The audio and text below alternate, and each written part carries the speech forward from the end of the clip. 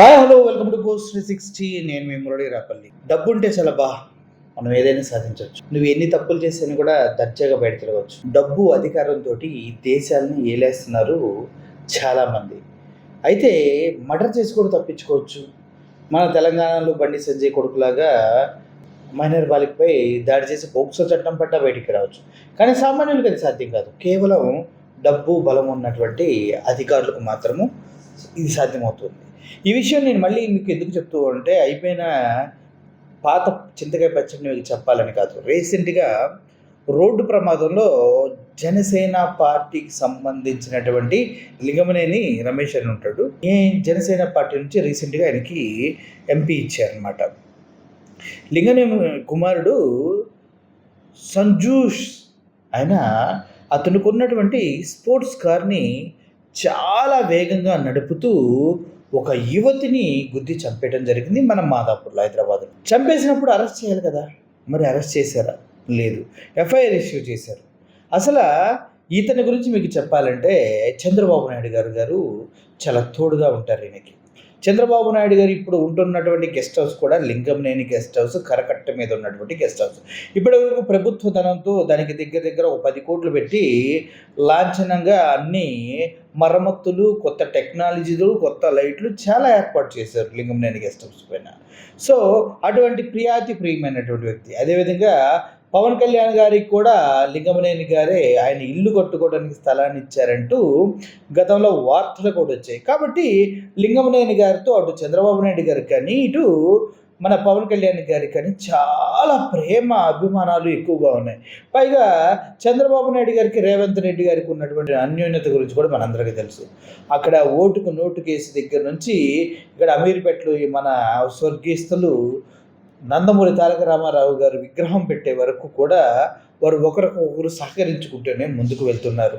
ఇక్కడ 6 గ్యారెంటీలు అయితే మన ఆంధ్రప్రదేశ్లో సూపర్ 6లు అవుతాయి. ఇక్కడ రైతులకు ఒక పథకం అయితే అక్కడ ఒక్కో పథకం అవుతాయి. అన్నీ ఇక్కడ నుంచి అక్కడ కాపీ పేస్ట్ ఉంటుంది. ఇక్కడ ఫ్రీ బస్ ఉంటే మనకు కూడా ఫ్రీ బస్ అక్కడ కూడా ఉంటుంది.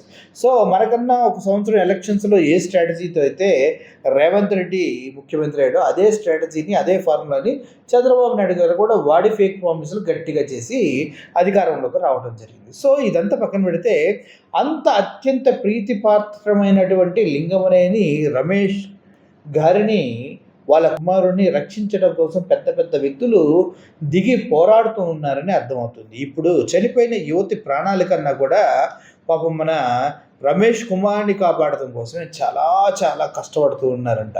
ఎందుకంటే పోయిన ప్రాణం ఎలాగో తిరిగి రాదు, పైగా డబ్బులు లేని వాళ్ళు, పేదోళ్ళు కదా.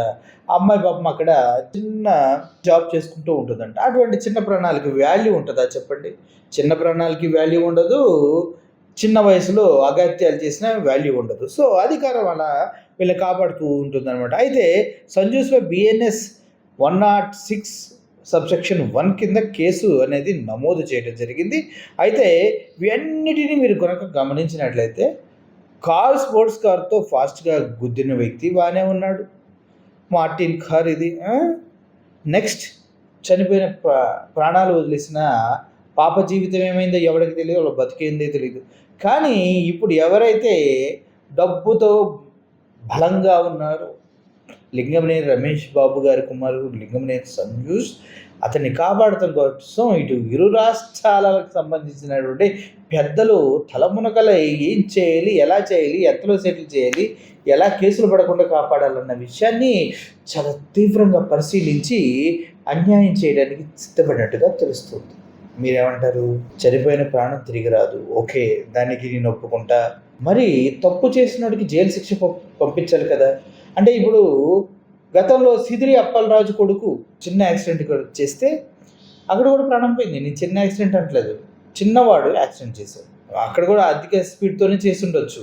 కానీ అతన్ని తండ్రిని కూడా జైలుకి తీసుకెళ్లారు కదా, సిదిరి అప్పలరాజుని రిమాండ్ చేశారు కదా, 14 రోజులు జైల్లో ఉంచారు కదా.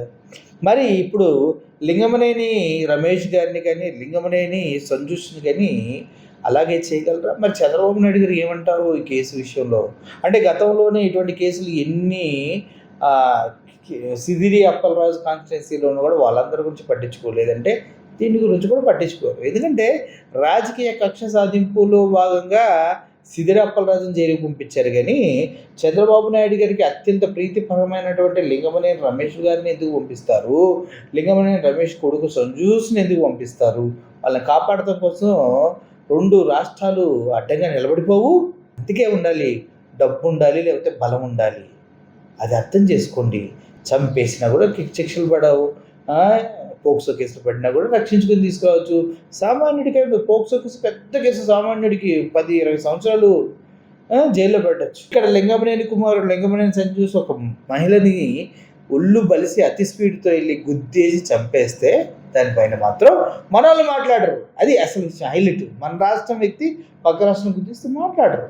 ఎందుకంటే డబ్బు ఉంది, బలం ఉంది, చిన్న వాటిలో బతికే వాళ్ళు వీళ్ళందరూ, ఎంత వాళ్ళైనా. సో అందుకే మీ అందరూ చెప్తున్నా, డబ్బు, బలం, బలుపు మెయింటైన్ చేయండి.